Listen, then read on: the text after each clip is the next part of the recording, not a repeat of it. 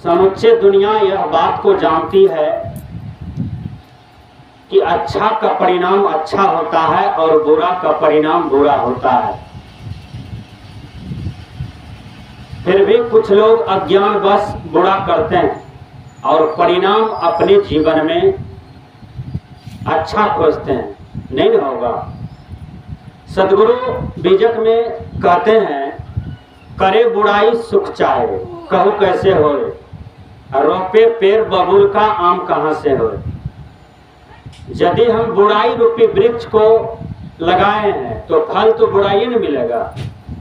अच्छाई रूपी वृक्ष को लगाएंगे तब न फल अच्छा प्राप्त होगा। साहब कहते हैं कि यदि आप गेहूं का खेती करते हो तो गेहूं का ही फल मिलेगा और धान का खेती करोगे तो धान का ही फल मिलेगा। हम लोग अभी कौन सा खेती करते हैं? गुरु भक्ति। अभी 9 दिन तक हम लोग सत्संग किए और सभी सत्संगियों ने जम करके भाग लिया। अच्छा अच्छा उपदेश, अच्छा अच्छा भजन, अच्छा अच्छा ज्ञान की बातें को सुना और ज्ञान को सुन करके अपने आचरण में रूपांतरित किए, व्यवहार में रूपांतरित किए। इसको कहते हैं अनुसरण। मतलब जो आप गुरु से सुनते हैं उसको अपने जीवन में चरितार्थ करना। गुरु ने क्या बताया? गुरु बताया कि चेला तुम चोरी नहीं करना, झूठ नहीं बोलना, नशा नहीं खाना, व्यभिचार नहीं करना, हिंसा नहीं करना। ये 5 पाप, 5 पाप नहीं करना। और जो 5 पाप नहीं करते हैं, तन मन से माता पिता की सेवा करते हैं, समाज की सेवा करते हैं, राष्ट्र की सेवा करते हैं, कमाते हैं, दान पुण्य भी करते हैं, सत्संग भी करते हैं, वैष्णव धर्म का पालन भी करते हैं, इसी को कहते हैं गुरु भक्ति। क्या कहते हैं? गुरु भक्ति। गुरु के परामर्श के अनुसार चलना, ये तो गुरु भक्ति है। गुरु का सेवा करना, यही तो गुरु भक्ति है।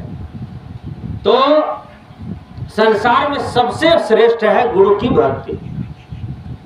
देखिए, अर्जुन भगवान की भक्ति किए तो भगवान उनका सारथी बन जाते हैं, तो भक्त के वश में भगवान है।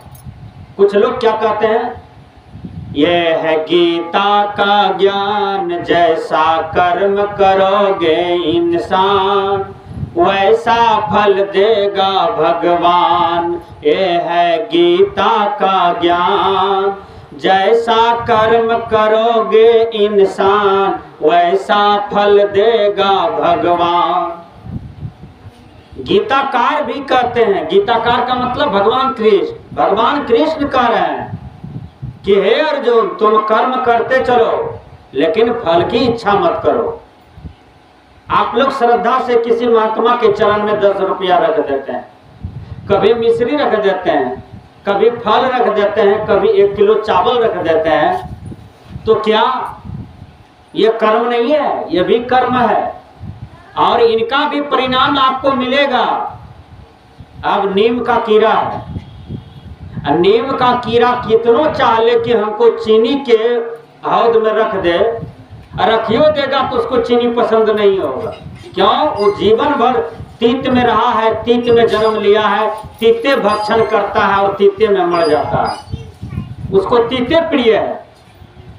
तो उन्होंने कर्म किया है तीत वाला, तो फल भी तो तीत मिला है।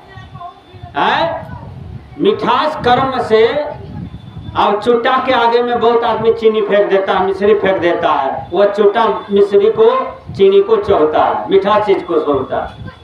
तो उनका अपना फल है, उनको मिठास कर्म से मिठास फल की प्राप्ति हुआ। कहने का भाव है, साहब कहते हैं, करे बुराई सुख चाहे कहू कैसे होए, रोपे पेड़ बबूल का आम कहाँ से होए। किसी भी प्रकार के अपयश कर्म कभी भी किसी को नहीं करना चाहिए और बुरा कर्म कभी नहीं पछता है। जैसे हम किसी का हत्या कर दें और सोचे कि रणबीर बाबा नहीं जाने, मैं किसी का हत्या कर दूं और रणबीर बाबा इस बात को नहीं जाने, रणबीर बाबा नहीं जानेगा, कुंवारी जीवजपुर नहीं जानेगा, बनमनखी थाना नहीं जानेगा, प्रधानमंत्री राष्ट्रपति नहीं जानेगा, लेकिन आपके अंदर में जो बैठा हुआ भगवान है वो तो जान रहा है कि तुम इनका हत्या किए हो। क्या उस भगवान से आप बच जाइएगा? नहीं, वो भगवान जान रहा है। तो मान लीजिए हम किसी भी प्रकार का बुराई करते हैं, अच्छाई करते हैं, तो ये आत्मा में टेपिंग होते जा रहा है और वही मरने के काल में मिलता है। ध्यान से सुनिए, आदमी कोई छलपटाते छलपटाते मरते रहते हैं, फिर भी मौत नहीं आती है। क्यों नहीं आता है? क्योंकि उन्होंने जो टैपिंग किया है अपने भीतर में, वही दंड उसको मरने के काल में उभर जाता है। विचार कीजिएगा, बड़े बड़े महात्माओं को, बड़े बड़े ऋषि मुनियों को भोगना पड़ा पिछले कर्म का फल, प्रारब्ध कर्म का फल। विचार कीजिएगा। तो संत महापुरुष कहते हैं कि प्रारब्ध को भोगते हुए, वर्तमान का सुधार करते हुए और आप आगे बढ़ें, आगे का विकास करें। तो सदगुरु कबीर कहते हैं कि किसी की बुराई न करो, दुश्मन का भी अच्छाई ही करना चाहिए। आप लोग सुने होंगे कि दुश्मन का भी अच्छाई करना चाहिए। कुछ लोग कहते हैं ना, दुश्मन का ऊंचा पीढ़िया दा।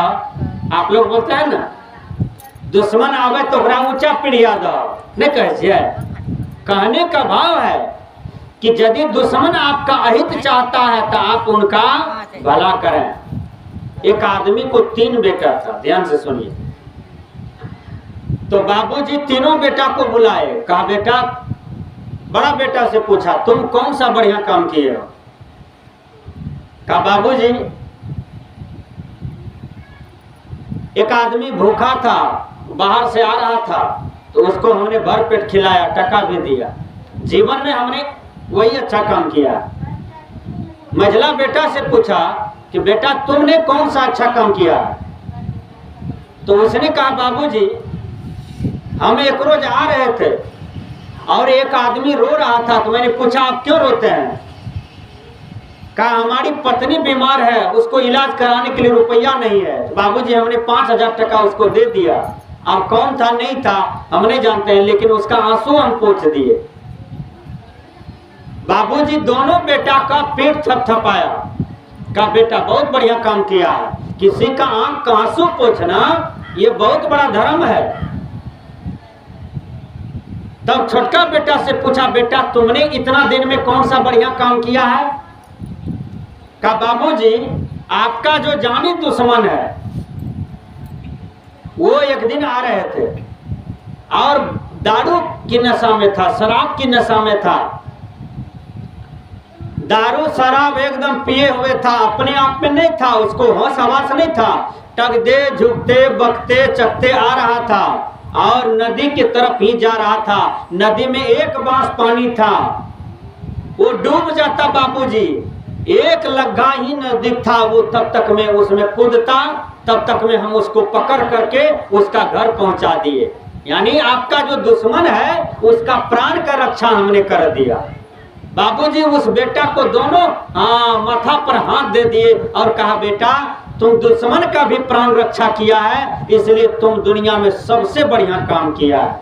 कहने का भाव, करे बुराई सुख चाहे, कहू कैसे होए, रोपे पेड़ बबूल का आम कहां से होए।